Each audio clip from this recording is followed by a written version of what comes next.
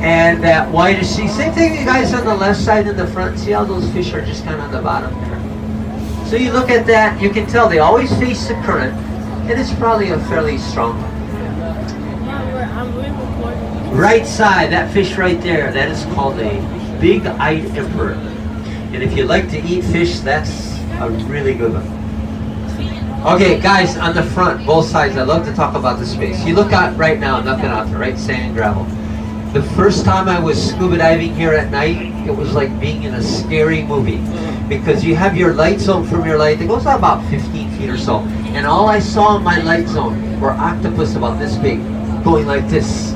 Going back and forth, back and forth, back and forth. And they were looking for crabs and lobsters. They have a beak inside of them like this, okay? And what that octopus will do, they will cover a lobster and cut it in half. Or a crab and cut it in half. So guess what they will do to a finger if you bother it while they're hunting? So you leave them alone. That's one of those things you do not touch at night. During the day, no problem. At night, you gotta leave them alone. They're under the stones right now, and I got a real good spot I'll show you in a minute. On the right side, perfect timing. In the front with me, it looks like grass out there. That's our seaweed.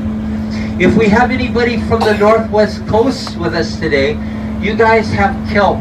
Our water is too salty and warm for that. That what you see out there, that's as big as our seaweed gets. That's one of the reasons why we have such a pretty blue ocean. Is because when that sunlight hits the bottom and goes up, it's bouncing off of sand and not green kelp. On the left side, guys, these structures coming up are called the Asahi Reef. We sunk these in 1991. And you're going to tell there's hardly anything on it. They've been down here for 27 years.